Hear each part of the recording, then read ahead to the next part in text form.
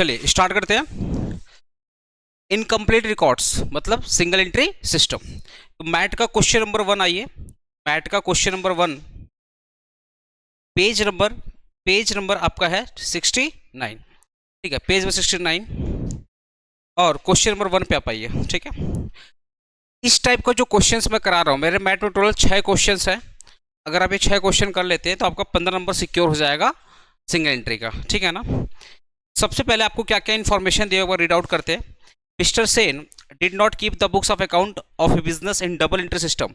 मतलब वो नॉर्मली क्या फॉलो कर रहे हैं, सिंगल एंट्री सिस्टम फॉलो कर रहे हैं। But he maintain the following records of cash transaction. जो भी कैश ट्रांजेक्शन हुआ है उसके रिकॉर्ड्स को उन्होंने मेंटेन किया है। इधर है रिसिट साइड, इधर है पेमेंट साइड। आपका ओपनिंग कैश है, ओपनिंग बैंक है। फिर आपका सेल्स, पूरे साल भर का कितना सेल हुआ है, ऑब्वियसली ये कैश सेल होगा, है ना, क्योंकि उन्होंने क्या बोला, कौन सा ट्रांजेक्शन रखा है, कैश ट्रांजेक्शन। तो ये कौन सा सेल है, कैश सेल है। और डेटर से कितना पैसा आया है, 75,000। और फर्नीचर को बेच के कितना पैसा आया, 5,000 है। सेल ऑफ फर्नीचर कितना है, 5,000। तो फर्नीचर बेच करके 5,000 है। फिर आपका परचेस आपका 30,000। पेमेंट किया है क्रेडिटर को 45,000। वेजेस है 20,000। सैलरी है 22,000। रेंट है 6,000। आउटस्टैंडिंग पिछले साल का जो रेंट था वो इस साल पे किया है, कितना पे किया है, 2,000 पे किया है। और सेलिंग एक्सपेंसेस कितना दिया हुआ है, 3,000 दिया हुआ है। क्लोजिंग कैश दिया हुआ, क्लोजिंग बैंक दिया हुआ। ठीक है, सबसे पहले एक बार आइडेंटिफाई कर लेते हैं। ये आपका ट्रेडिंग अकाउंट होगा। परचेज कौन सा अकाउंट होगा, ट्रेडिंग। ये आपका ट्रेडिंग हो गया, ये ट्रेडिंग। पेमेंट टू क्रेडिटर है ना, तो क्रेडिटर की बात होगी यहाँ पे। वेजेस कौन सा अकाउंट होगा, ट्रेडिंग। सैलरी क्या होगा, पीएल। रेंट क्या होगा, पीएल। आउटस्टैंडिंग रेंट जो दिया तो ओपनिंग लायबिलिटी है, ये ओपनिंग कैपिटल के फाइंड करने में काम आएगा। ओपनिंग लायबिलिटी कहाँ पे काम आता है, टू फाइंड ओपनिंग कैपिटल। तो पिछले साल का था तो इस साल का क्या होगा, ओपनिंग होगा। ठीक है, एक मिनट।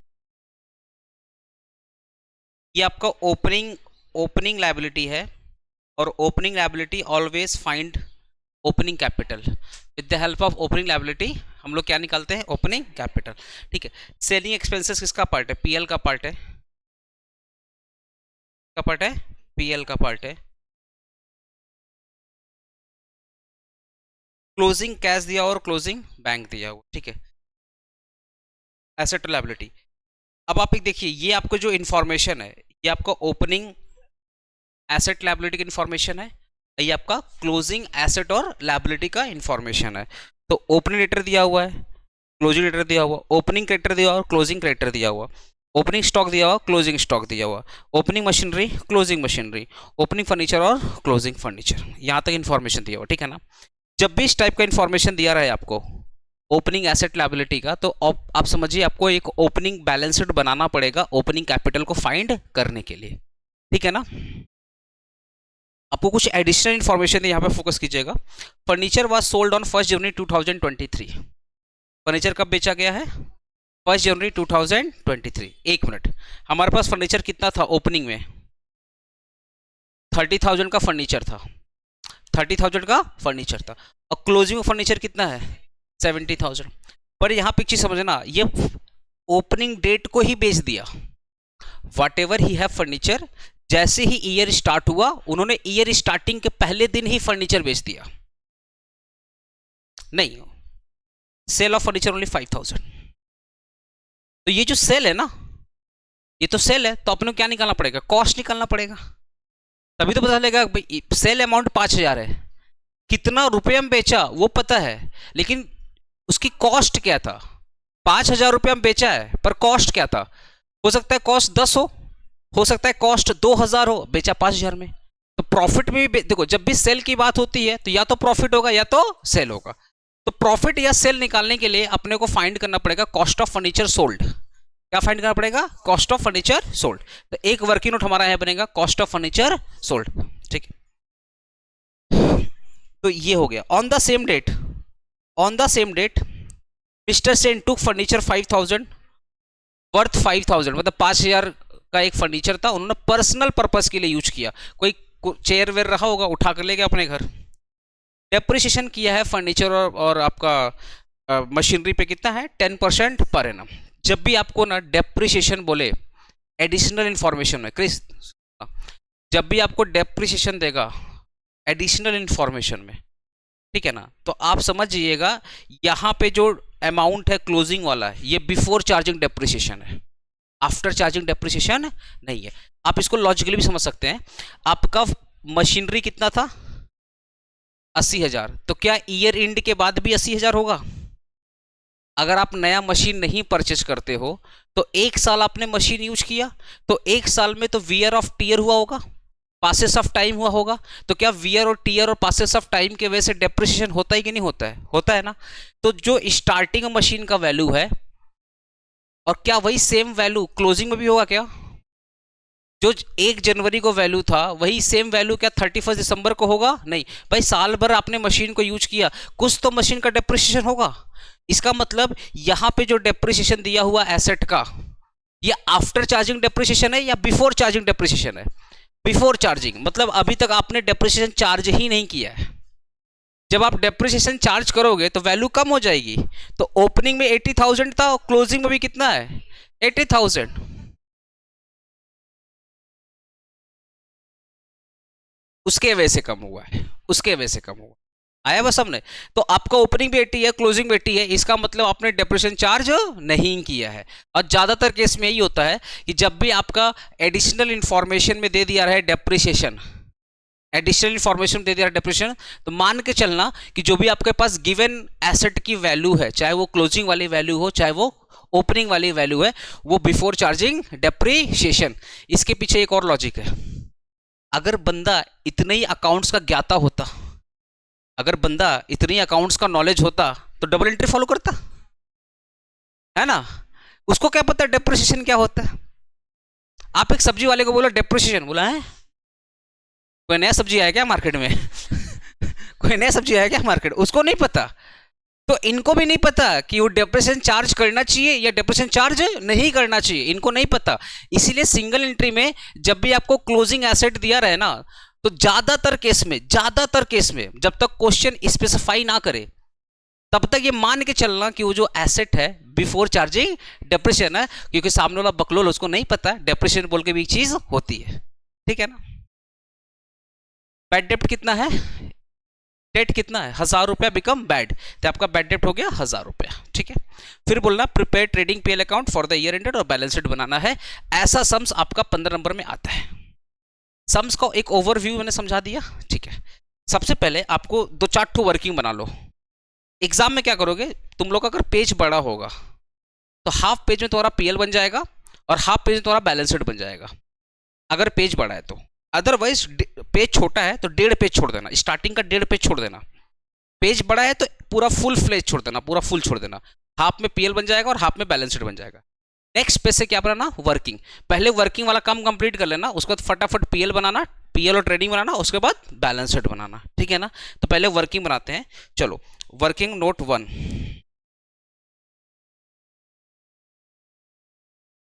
हाँ एक पेज छोड़ के, आपका तो पेज बड़ा है, आराम से एक पेज छोड़िए फिर वर्किंग बनाइए। नॉर्मली हम लोग जो पेज यूज करते हैं वो तो वर्क बड़ा ही पेज साइज होता है ना, तो एक पेज छोड़ देना। क्वेश्चन नंबर 1, एक पेज सॉल्यूशन है, एक पेज का क्वेश्चन का सॉल्यूशन है, दूसरा पेज एक पेज का पीएल ट्रेडिंग है और एक पेज का सॉल्यूशन होगा। लिखो वर्किंग नोट 1, वर्किंग नोट। अरे भाई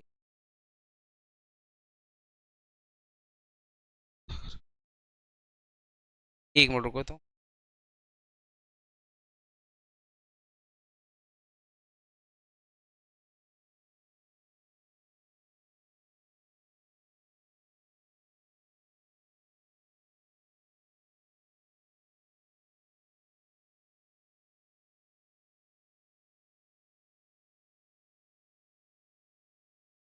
एक मिनट रुको।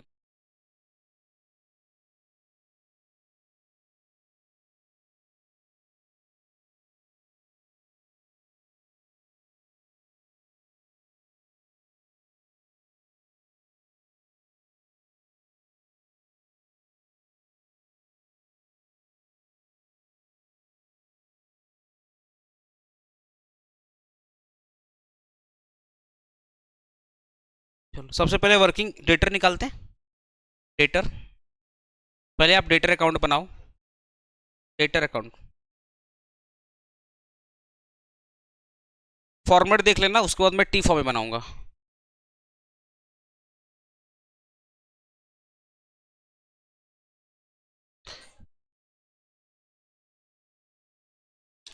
बेटर तो यही होता है, बेटर तो यही होता है कि पर्टिकुलर लिखो अच्छे से। बट अगर एग्जाम में ना बहुत टाइम नहीं बचा है तो डायरेक्टली कैसे करोगे बता रहा हूँ। ये हो गया क्रेडिट और ये हो गया डेबिट, ठीक है। अब डेटर हमारा क्या है, एसेट है ना। हेलो, डेटर हमारा क्या है, एसेट। एसेट ऑलवेज डेबिट से बढ़ेगा और क्रेडिट से क्या होगा, कम होगा, है ना। बढ़ेगा तो मैं आपको ना दो दो चीज पढ़ाऊंगा, एक मैं लॉजिकली सोचना बताऊंगा और एक मैं जर्नल एंट्री के थ्रू बताऊंगा। आपको जो अच्छा लगे आप समझ जाइएगा, ठीक है ना। तो जब भी आपका ओपनिंग दिया है, देखिए आपको ओपनिंग भी दिया, आपका क्लोजिंग दिया, तो ओपनिंग कितना दिया हुआ है और क्लोजिंग कितना देखो 75,000। तो मान के चलिए ये हमारा है बैलेंस बीडी, ये हमारा क्या है टू बैलेंस बीडी कितना है 60,000। यहाँ पे क्या लिखेंगे, बाई बैलेंस सीडी 75,000, ठीक है। तो आपको ओपनिंग क्लोजिंग दे दिया यहाँ पे डेटर। उसके बाद देखिए यहाँ पर बोला बैड डेप्ट हो गया, बैड डेप्ट हो गया, 1,000 रुपया डेटर से नहीं मिलेगा तो डेटर बढ़ेगा या कम होगा। 1,000 रुपया नहीं मिलेगा तो कस्टमर तो कम हो गया। जो पैसा हम पाते थे, डेटर मतलब उधारी वाला कस्टमर, जिससे हम पैसा पाते थे वो बोल रहा 1,000 रुपया नहीं देगा, तो मेरा डेटर क्या होगा, कम हो गया। तो जब भी कम होगा तो एंट्री क्या पास होगा, बैड डेप्ट account debit to debtor. Entry क्या होगा, बैड डेप्ट अकाउंट डेबिट टू डेटर। तो डेटर में क्या होगा, बाई बैड डेप्ट। तो डेटर में क्या होगा, बाई बैड डेप्ट। तो जब भी एंट्री क्या होता है पहले देख लो, एंट्री जिसको नहीं पता, जब भी बैड डेप्ट होता है उसका एंट्री होता है बैड डेप्ट account debit to debtors account. तो डेटर में क्या होगा, बाई बैड डेप्ट, है ना। एक हो गया एंट्री वाला। एक लॉजिकली सोचो ना, एक लॉजिकली सोचो, डेटर हमारा क्या है, एसेट है। एसेट बढ़ेगा डेबिट से और क्रेडिट से क्या होगा, कम होगा। तो जब बैड डेप्ट का पैसा नहीं मिला तो डेटर क्या होगा, कम होगा, और कम होगा तो कहां लिखेंगे, क्रेडिट साइड। एक लॉजिकली ये सोचो, समझ रहे हो ना। तो बाई बैड डेप्ट कितना हो जाएगा, 1,000 रुपया, ठीक है। तो ये वाला इंफॉर्मेशन हमने यूज कर लिया, ये वाला भी इंफॉर्मेशन यूज कर लिया, ठीक है। बैड डेप्ट से रिलेटेड और भी इंफॉर्मेशन देखो यहाँ पे दिया हुआ, कलेक्शन फ्रॉम डेटर, कस्टमर से पैसा मिल गया। पहले लॉजिकली सोचो, कस्टमर से पैसा मिल गया, जब उधारी मिल जाती है तो उधारी खत्म हो जाती है। जब उधारी मिल जाती है तो उधारी क्या होती है, तो डेटर ने पेमेंट कर दिया तो डेटर को कम करो। जब तक पेमेंट नहीं किया था तब तक डेटर बढ़ा हुआ था, जैसे ही पैसा मिल गया तो डेटर क्या होगा, कम होगा। कम होगा तो क्रेडिट, कम होगा तो क्रेडिट, बढ़ेगा तो डेबिट। ये लॉजिकली होगा भैया क्रेडिट साइड में लिखना है। अब अगर किसी को एंट्री लिखना है तो कलेक्शन फ्रॉम डेटर, तो जब कलेक्शन मतलब क्या, या तो कैश में आ रहा है तो बैंक में आ रहा है, नॉर्मल बैंक एंट्री होता है। तो जब कस्टमर से पैसा मिल रहा है तो पैसा कहाँ आएगा, बैंक में, तो बैंक बैलेंस बढ़ेगा। तो एंट्री क्या होगा, bank account debit to debtor, कहाँ पे, हाँ ठीक है कोई इशू नहीं है, मैं वही समझा रहा हूँ आपको कि जब भी पैसा आ रहा है या तो बैंक में आएगा तो कैश में आएगा। आया बस हमने। तो अब आप एक चीज बताइए, जब पैसा आ रहा है, ध्यान सुना, जब पैसा आ रहा है तो हमारा कैश बैलेंस बढ़ रहा है। कैश हमारा क्या है, एसेट। एसेट जब भी बढ़ेगा डेबिट से, तो कैश अकाउंट डेबिट या bank account debit, cash account debit या बैंक अकाउंट डेबिट। किससे आ रहा है, डेटर से। डेटर कम हो गया तो डेटर जब कम हो गया, जब उधारी में सामान बेचे थे तब डेटर हमारा एसेट था। जब उधारी में सामान बेचे थे तो डेटर क्या था, एसेट। एसेट का मतलब जहां से पैसा मिलेगा, जैसे ही पैसा मिल गया तो एसेट कम हो गया, तो डेटर कम होगा इसलिए होगा क्रेडिट। समझ गए। तो एंट्री क्या होगा, bank account debit to debtor. तुम लोग भी एंट्री याद किया है, एंट्री समझो ना। पैसा मिला तो कैश बढ़ा, कैश मतलब एसेट, तो एसेट बढ़ा डेबिट, तो कैश अकाउंट डेबिट। जब पैसा नहीं मिला था तो डेटर मेरे लिए क्या था, जब नहीं मिला था, जब नहीं मिला था क्या था, एसेट, एसेट था, ठीक है। जैसे ही मिल गया तो एसेट कम, और एसेट जब भी कम करोगे क्रेडिट से, इसलिए टू डेटर। तो cash account debit to debtor, cash account debit to debtor, तो डेटर में क्या होगा, बाई कैश, लिख लो बाई, हाँ बाई कैश, यहाँ पे एक्चुअली कैश ट्रांजेक्शन हुआ ना, तुम अगर बैंक लिखेगा तब भी कोई दिक्कत वाली बात नहीं है, पैसा बैंक में आया वहां से कैश निकाल लिया, क्या लॉजिक, क्या दिक्कत है, आजकल तो यही की बात हुआ हो। हाँ बात तो सही है, पर वही बकलोल है नहीं है, इसको तो नहीं पता रूल क्या है। तो बाई कैश अकाउंट कितना पैसा आया, 75,000, कैश लिखो ना कोई दिक्कत नहीं, कैश ही लिखो ना कोई दिक्कत नहीं। अच्छा डेटर से और कुछ भी है क्या, और भी कुछ है क्या, नहीं, तो आपको मैंने पहले ही पढ़ा दिया था, जब भी ओपनिंग रहे, जब भी क्लोजिंग रहे और जब कलेक्शन रहे तो ऑलवेज क्या निकलेगा, क्रेडिट सेल। ये चीज मैंने पहले पढ़ाया था कि अगर आपको ओपनिंग दिया रहे और आपको क्लोजिंग दिया रहे तो हमारे पास क्या है, ओपनिंग भी है और क्लोजिंग भी है, और हमारे पास क्या है, कलेक्शन भी है, तो अब जो बैलेंसिंग फिगर आएगा वो हमारा होगा क्रेडिट सेल। तो एक काम करो, इसको ऐड करो, इसको ऐड करो, कहाँ पे, तो कैश सेल है ना, क्योंकि ठीक है, बताओ, 1,51,000, 1,51,000, यहाँ पे क्या आएगा, to credit sale, 91,000 balancing to credit sale balancing, ठीक है। तो तुम लोग पर्टिकुलर अमाउंट लिखना, बट अगर टाइम ना रहे तो डायरेक्टली ऐसे करना। अब मैं एक बार क्रिएटर बनाता हूँ, एग्जाम में अगर टाइम ना रहे तो मेरा वाला स्टाइल फॉलो करके आगे बढ़ जाना, at the end attempt matter करता है, तुम लोग डायरेक्टली ऐसे बना देना, हाँ कटेगा तो कटेगा, एक नंबर हो सकता है भड़क के काट दे, तो डायरेक्टली बना देना, ये हमारा क्रेडिटर हो, मतलब टी फॉर्म में क्रेडिटर हो गया, तो ऑब्वियसली ये हमारा क्या है, डेबिट साइड, और ये हमारा क्या है, ऐसे लिख देना बस एग्जाम में, अगर बहुत टाइम कम बचा हुआ है पर्टिकुलर अमाउंट से बचाकर ऐसे कर देना, तो क्रेडिटर क्या होगा, बाई बैलेंस शीट, लेकिन प्रिफरेबल तो ये है, पर्टिकुलर लिखो, अमाउंट लिखो, पर्टिकुलर लिखो, अमाउंट लिखो, डेबिट क्रेडिट लिखो, ठीक है, बट एग्जाम में तुम ऐसे भी कर सकता अगर बहुत लेट हो रहा है तो।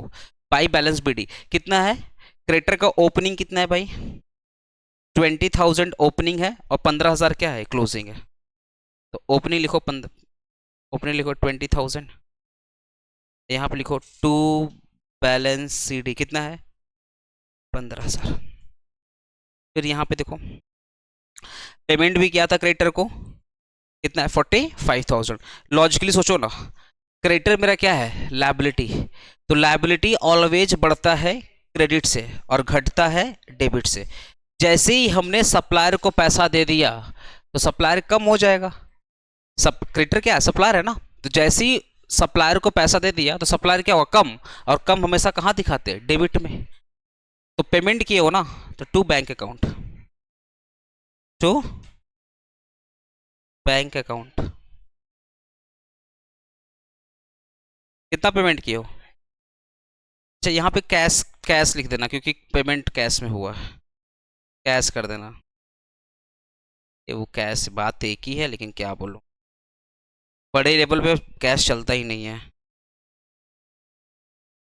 अरे बाप रे, आदत वही है लिखने का, कैश वे सब चलता नहीं, अब सारा पैसा बैंक में होता है, आप 10,000 ज़्यादा किसी को पेमेंट नहीं कर सकते, 10,000 रुपये से ज़्यादा आपको कोई खर्चा आप कर, मैं रेंट पे करता हूँ ना, मैं रेंट पे करता हूँ, तो वो बोलता है मेरे को कैश चाहिए, बोले हम नहीं देंगे कैश, क्योंकि तुम्हारा रेंट तो 10,000 है नहीं, तुम हमसे रेंट ज़्यादा लेते हो और तुमको हम कैश दे देगा तो हम फिर सरकार को क्या दिखाएगा, अरे भाई बैंक से पे करूँगा तो अपना खर्चा दिखाऊंगा, ये बोलता अच्छा लगता मास्टर से इसको, बाकी लोग तो उतना पढ़ा लिखा नहीं है तो कैश दे देता है, अब हमको बोल रहे आप भी कैश दो, सब तो ऐसे ही देता, हम बोले हम तुमको कैश दे देगा, लेकिन हम अपना आईटीआर जब मेंटेन करेगा, अपना पीएल अकाउंट तो देगा, तो हम खर्चा कैसे दिखाएगा, बोलता ऐसा भी कुछ होता है क्या, बोले हाँ होता है, 10,000 रुपया कोई भी खर्चा अगर तुम करते हो तो ऑलवेज किससे करना है, बैंक में करना है, ये सब आगे तुम लोग पढ़ेगा, सेमेस्टर 4 में पढ़ेगा सब चीज़ तुम लोग। तो टू कैश कितना पेमेंट किया है, 45,000, 45,000, ठीक है, अब तो कुछ और नहीं है ना, और कुछ नहीं है, ठीक है, तो एक काम करो, अपना डेबिट है क्रेडिट है, अपना पेमेंट भी है, तो क्या निकलेगा, क्रेडिट परचेस। ऐड करो इसको, 60,000 कितना हो जाएगा, 40,000 by credit purchase, by credit purchase, balancing by credit purchase, balancing figure. ठीक है, स्टॉक आपका ओपनिंग क्लोजिंग दिया है। ज्यादातर केस में ना स्टॉक का अकाउंट बहुत कम खुलता है, कभी कभी खुलता है अब नॉर्मल लॉस फाइंड करने के लिए, वो एक्सट्रीम क्वेश्चन बनता है तो, लेकिन बीकॉम लेवल में बहुत रेयर पूछता है, लेकिन इंटरवल पूछता है कि थोड़ा सा स्टॉक अकाउंट बनाना पड़ता है, उससे पता चलता है कि लॉस कितना हुआ। ठीक है, मशीनरी अकाउंट खोलने को ओपन नहीं है, फर्नीचर अकाउंट ओपन करते हैं। देखो तीसरा फर्नीचर अकाउंट,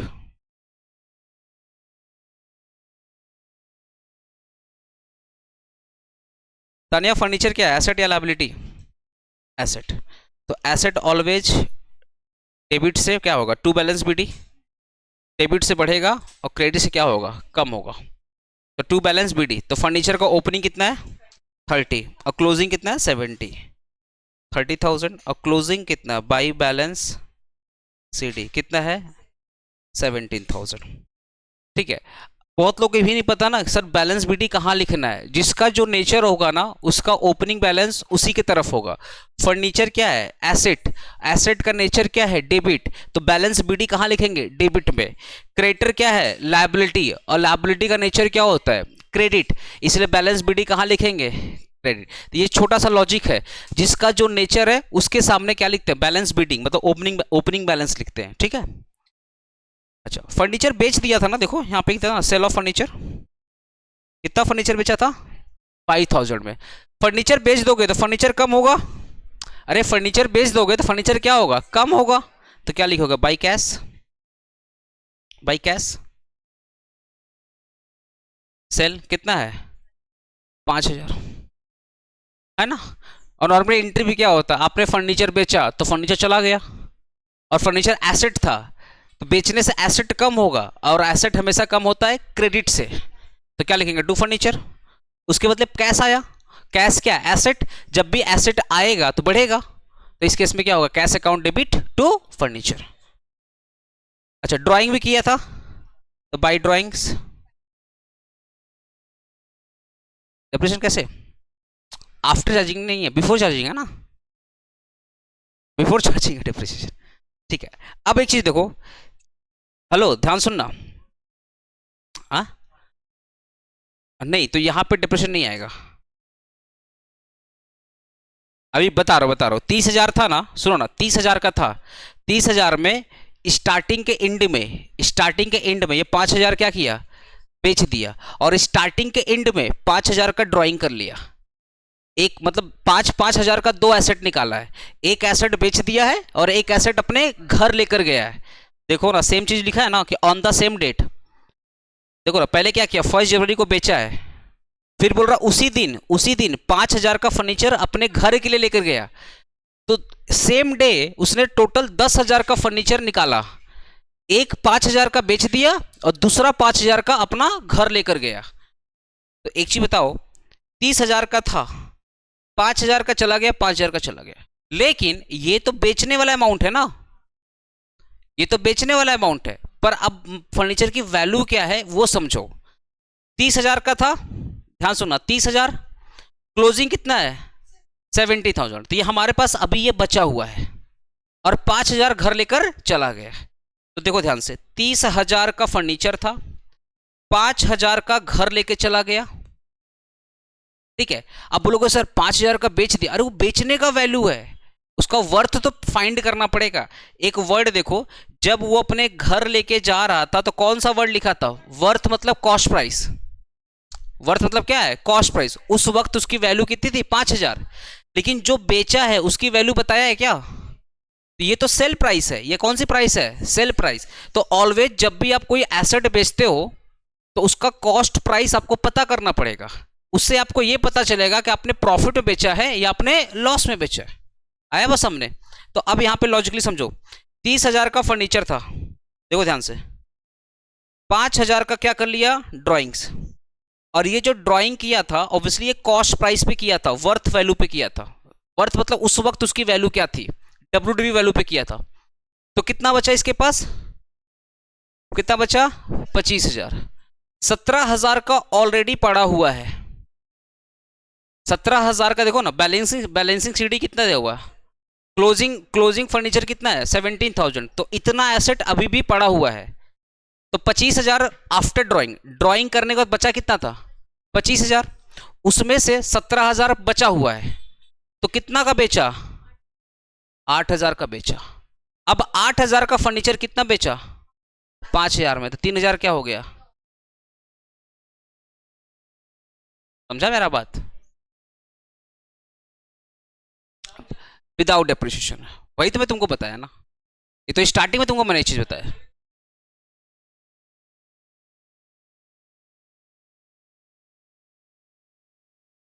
अरे अरे अरे अरे, कहाँ कहाँ कहाँ जा रहा है, कहाँ, ऐसे कैसे थोड़ा, अकाउंट से बाबू।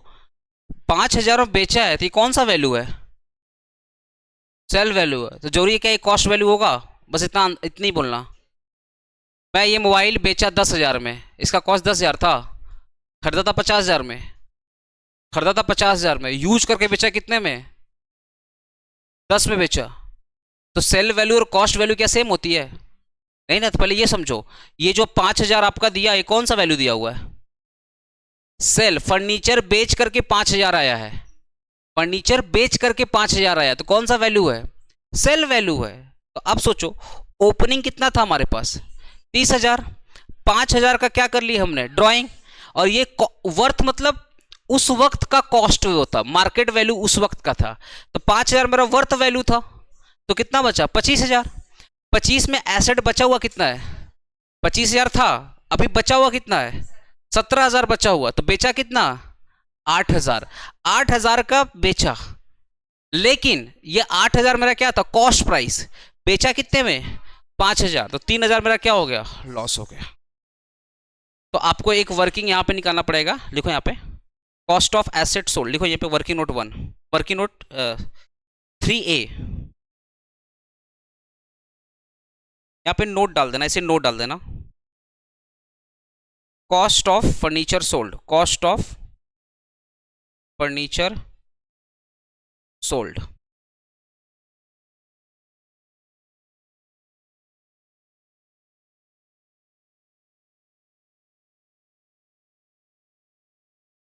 ये पता चलता है तुम्हारा बैलेंस शीट को देख करके। जैसे तुम इसको लॉजिकली समझो, ऐसा तो बिल्कुल नहीं है कि वो फर्नीचर का चार्ज करेगा और इसका नहीं चार्ज करेगा। अगर वो चार्ज करेगा दोनों का चार्ज करेगा, लॉजिकली सोचो ना, चार्ज करेगा तो दोनों का चार्ज करेगा। जब आप सिंगल इंटरेस्ट सिस्टम फॉलो करते हैं ना, उस वक्त जो एसेट और लायबिलिटी दिया रहेगा, ज्यादातर केस में वो बिफोर चार्जिंग डेप्रिसिएशन होता है। ये तो मैं स्टार्टिंग में एक चीज पहले ही बोल दिया था। अगर मैं बता, अगर उसको इतने ही अकाउंट्स का नॉलेज होता है तो वो क्या फॉलो करता है, डबल एंट्री। बट उसको अकाउंट्स का नॉलेज कम है और उसके लिए उतना माथा नहीं लगाना है, that is why there is a called incomplete record. अगर ये बिफोर चार्जिंग होता तो इनकम्प्लीट क्यों बोलते हैं, आपको सही रिकॉर्ड, आपको गलत रिकॉर्ड को क्या करना है, सही रिकॉर्ड करना है, यही तो है ना सिंगल एंट्री। आप समझा मेरा बात। और मैंने आपको एग्जांपल दिया था ना कि आप कल को CA CS CMA कुछ भी बनोगे, तो आप किसी क्लाइंट के पास जाओगे और बोलेगा बुक्स ऑफ अकाउंट दिखाओ, तो वो बोलेगा भैया हम तो जितना हमको समझ में आता हम उतना लिखे, अब आप देख लीजिए इसमें प्रॉफिट कितना और लॉस कितना। क्या करो, गाली देना स्टार्ट कर दोगे, तेरे को अकाउंट्स नहीं आता कैसे हम करेंगे, ऐसा करोगे क्या भाई, यू आर प्रोफेशनल। आप चाय वाले, सब्जी वाले या छोटा मोटा दुकानदार से ये एक्सपेक्ट नहीं कर सकते कि they have accounting knowledge, but you have to know कि कैसे रॉन्ग को सही करेंगे। That is why their chapter is incomplete record. आप समझे मेरा बात। तो आपको गलत रिकॉर्ड को तो सही करना है। तो इस केस में क्या है, कॉस्ट ऑफ फर्नीचर सोल्ड, देखो ध्यान से, 30,000 का फर्नीचर था, है ना, 30,000 का फर्नीचर था, ठीक है। 5,000 का क्या कर लिया ड्राइंग, और क्लोजिंग कितना बचा हुआ है 17,000, तो बेचा कितने में cost 8,000। therefore loss on furniture, therefore loss on furniture sold,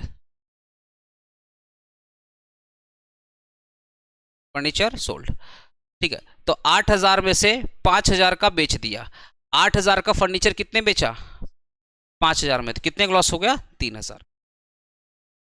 दोबारा समझ लीजिए, 30,000 का फर्नीचर था, 5,000 का आपने ड्राइंग कर लिया, तो कितना बचा? 25,000।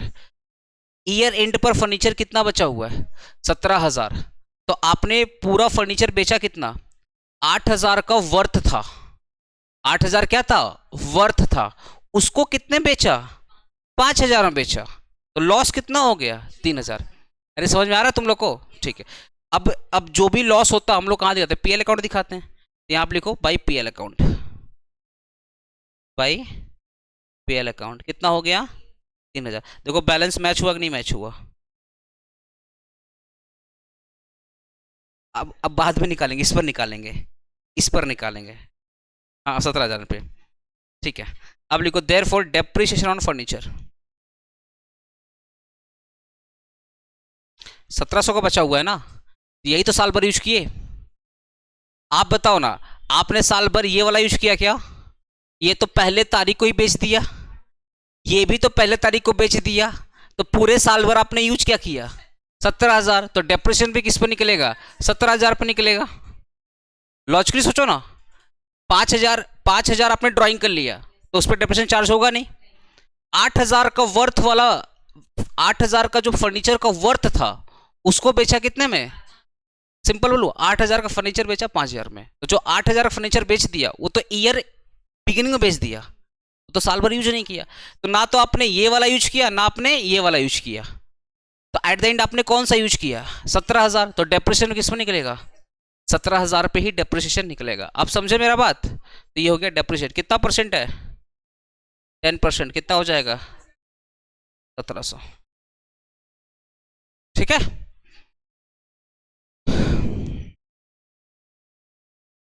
अब कुछ नहीं बनाने की जरूरत है, अब डायरेक्टली ट्रेडिंग पीएल बनाएंगे अपने लोग।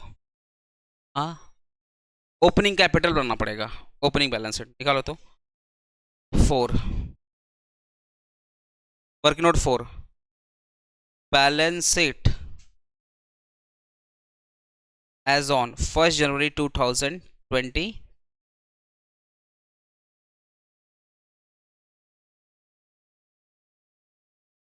यहाँ हम लोग लिखेंगे एसेट, यहाँ पे लिखेंगे लायबिलिटी, एसेट और लायबिलिटी। चलिए एसेट बताइए फटाफट, एसेट बताइए मेरे को। डेटर, डेटर, स्टॉक, फर्नीचर भी था ना, furniture, machinery, cash in hand, set bank. Outstanding था ना एक हमारा, लायबिलिटी था ना, आउटस्टैंडिंग रेंट और क्रेडिटर्स। ठीक है ना? चलो तो कैपिटल में कैपिटल से लेस ड्राइंग्स। कहते हैं ड्राइंग दो टाइप होता है, रेगुलर ड्राइंग और परमानेंट ड्राइंग। जब आप एसेट निकालते हो परमानेंट ड्राइंग होता है वो। चलिए डेटर बताइए ओपनिंग, एक बार मेरे को बताओ ना फटाफट। डेटर कितना है? 60,000। स्टॉक 13,000। हाँ। Furniture 30,000। Machinery 80,000। Cash in hand 30 ना, हाँ 30। उसके बाद 40,000। और आउटस्टैंडिंग रेंट कितना था पिछले साल का? और क्रेडिटर कितना है? कुछ छूट तो नहीं आ रहा? एक बार चेक कर लो तो, कुछ छूट तो नहीं आ रहा ना? यहाँ पे आएगा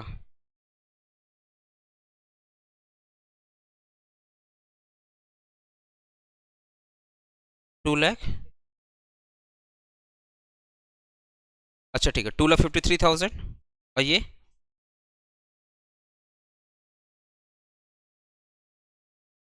तो कैपिटल, कैपिटल बैलेंस 2,31,000। अब बनाना अपने को ट्रेडिंग और पीएल। देख लो कुछ छूटा तो नहीं है ना हम लोग का? ओपनिंग कैपिटल को, ओपनिंग एसेट सब कुछ छूटा तो नहीं?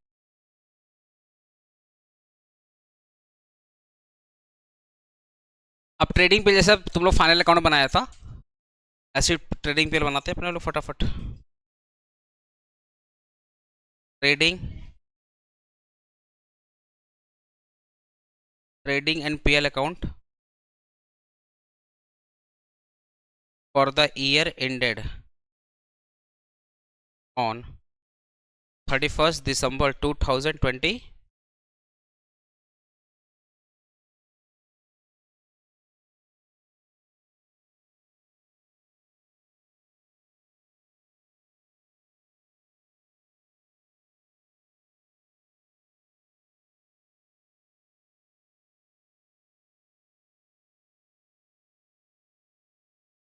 बैलेंस शीट बना दो नेक्स्ट पे, उसी में हाफ पेज में पीएल बनाएगा, हाफ पेज में balance sheet. Balance sheet as on 31st as on होगा, ठीक है, 31st 2023।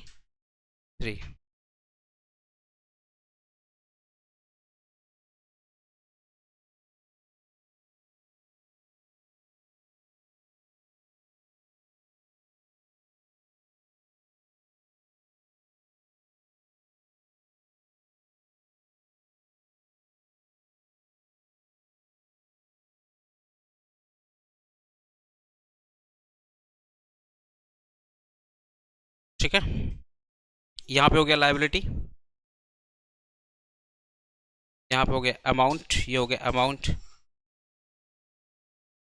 एसेट, अमाउंट और, ठीक है, पर्टिकुलर,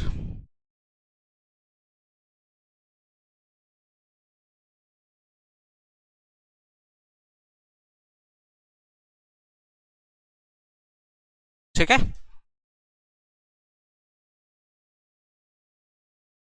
टू ओपनिंग स्टॉक कितने बाबू, टू परचेज निकाले थे ना आपने, अच्छा कैश परचेज भी क्या था, तो देख लो एक बार, ठीक है,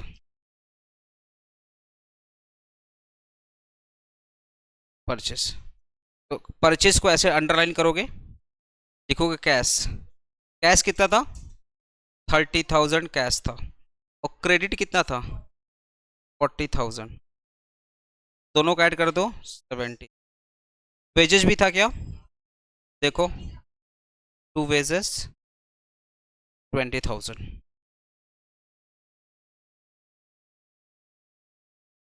बाई सेल्स, कैश भी था और क्रेडिट भी था, कैश कितना था, 80,000 कैश था, क्रेडिट कितना था, कितना आ जाएगा, क्लोजिंग स्टॉक कितना था, बाई क्लोजिंग 18,000, ऐड करो 1,89,000, सारा क्रेडिट को ऐड करो 1,89,000, ठीक है, कितना आएगा, to gross profit, balancing figure to gross profit हमारा आएगा कितना, 86,000, आउटर कॉलम लिखना, by gross profit balance BD कितना है, 80,000।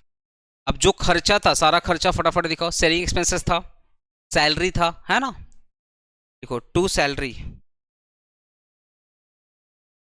टू सैलरी कितना है, देखो सारा खर्चा दिखा दे रहा भाई, पहले बता दे रहा हूँ, सैलरी वाला खर्चा, रेंट वाला खर्चा 22,000 और 6,000, टू सैलरी 22,000,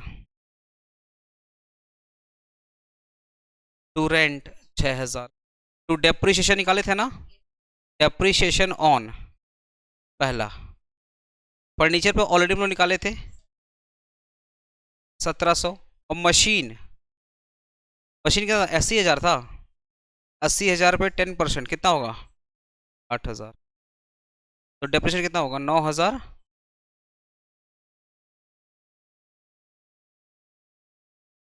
ठीक है, और कोई खर्चा है देखो तो, सेलिंग एक्सपेंसेस कितना है, 3,000,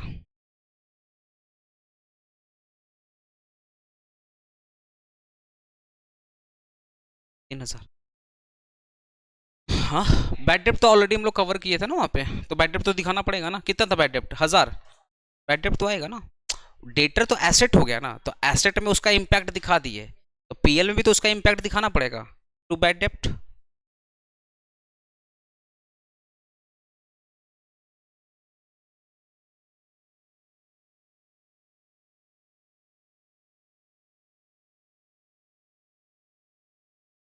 अब यहाँ पे स्टूडेंट एक गलती और करता है, पता क्या गलती होता है, जब वो बैलेंस शीट में डेटर लिखेगा ना, वहां से बैड डेप्ट माइनस कर देगा वहां से, वो गलती करता है स्टूडेंट, गलती करता है। बताऊं क्यों? क्योंकि मैं दुकानदार हूं, सुनो ना, मैं दुकानदार हूं, मेरा कौन सा उधारी नहीं मिला है मुझे पता है, इसके लिए मुझे कोई अकाउंट्स का नॉलेज नहीं चाहिए। अरे लॉजिकली सोचो ना, एक चाय वाले का पैसा नहीं मिला, उसने मान लो किसी को 1000 रुपये का चाय पिलाया था, वो कलकत्ता छोड़ के भाग गया, उसको ढूंढा जा रहा है, पता चला वो बिहार में बस गया है, फिर कुछ दिन बाद यूपी में बस गया, फिर वो दिल्ली, मतलब वो भारत भ्रमण पे निकला है, वो इंडिया घूमे जा रहा है पर कलकत्ता नहीं आ रहा है, तो चाय वाला क्या बोलेगा, अब तो पैसा नहीं मिलने वाला। तो इसके लिए क्या उसको अकाउंट्स का नॉलेज होगा, तो वो अपना ठीक ही कस्टमर के हिसाब वो बराबर रखेगा। अरे बिजनेसमैन को तुम लोग बकलोल मत समझो, मेरा बात सुन लो, मेरा बात, बिजनेसमैन को तुम लोग बकलोल मत समझो कि वो कस्टमर का हिसाब सही नहीं रखेगा, इतना भी वो बकलोल नहीं है। लेकिन उसको ये नहीं पता कि जिस बर्तन पे वो चाय बना रहा है, जो वो गैस यूज कर रहा है, उस पर डेप्रिसिएशन निकालना, ये उसको नहीं पता, बिकॉज उसके लिए आपको अकाउंट्स पढ़ना पड़ेगा।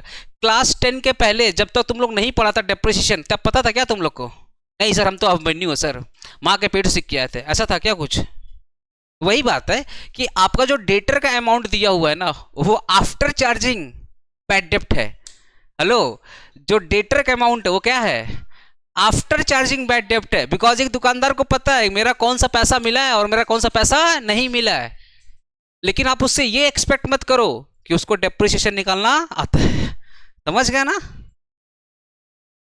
और कुछ खर्चा है क्या? नहीं ना? तो 86,000 ऐड करो यहाँ पे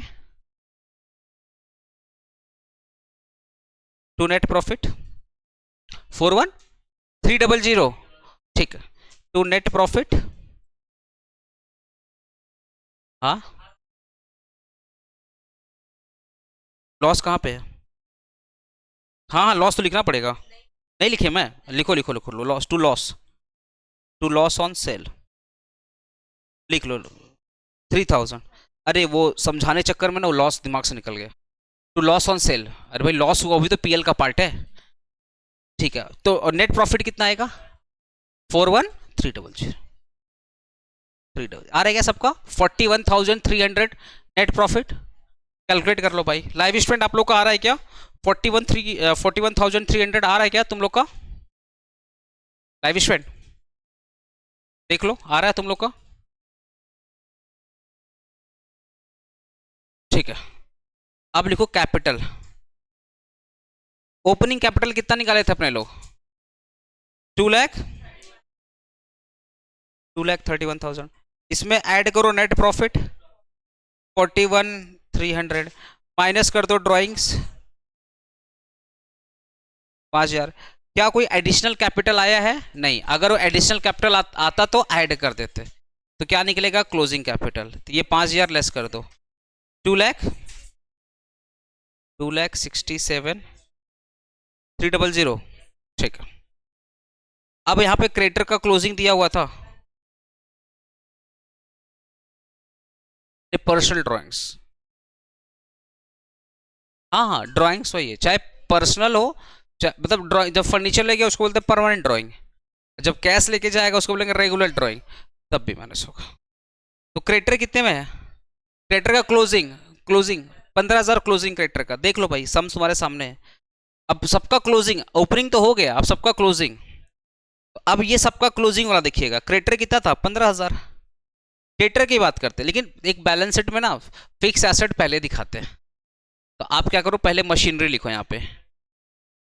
मशीनरी कितना था? 80,000, 80,000 माइनस कर दो depreciation at the rate of 10%, कितना था? 8,000, कितना आएगा? 72,000। अब लिखो यहाँ पे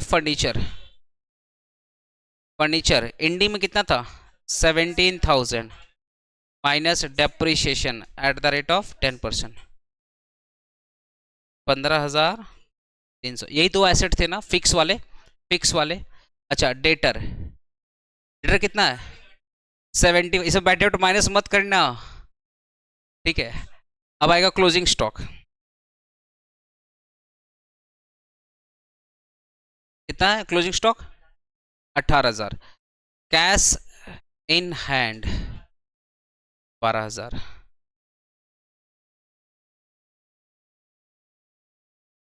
कितना है भाई 90,000 आ रहा है सबका, 2,82,300, 2,82,300 आ रहा सभी का, 2,82, 2,82,000, 2,82,300 बैलेंस शीट मैच हो गया।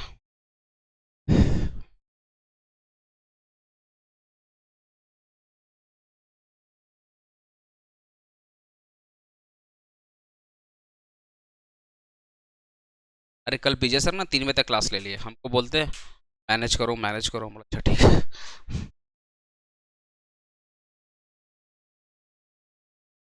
क्लियर हुआ ये चीज? कोई डाउट है क्या इस सम्स में? कोई डाउट है लाइव स्टूडेंट, कुछ डाउट है तो पूछो मेरे से। तुम लोग बस दो चीज पे फोकस करना, ये चीज जो मैं बोलने जा रहा हूँ ना, ये 90% क्वेश्चन पे अप्लीकेबल है, 10% क्वेश्चन पे अप्लीकेबल नहीं है, बट 90% क्वेश्चन पे अप्लीकेबल है। जब फर्नीचर की बात होगी, जब मशीन की बात होगी, जब फिक्स एसेट की बात होगी ना, तो 90% वो बिफोर चार्जिंग डेप्रिसिएशन दिया रहेगा क्लोजिंग कैपिटल, मतलब क्लोजिंग एसेट में 90%, ठीक है। अनटिल अनलेस क्वेश्चन कुछ और बोला तो अलग बात है, ठीक है।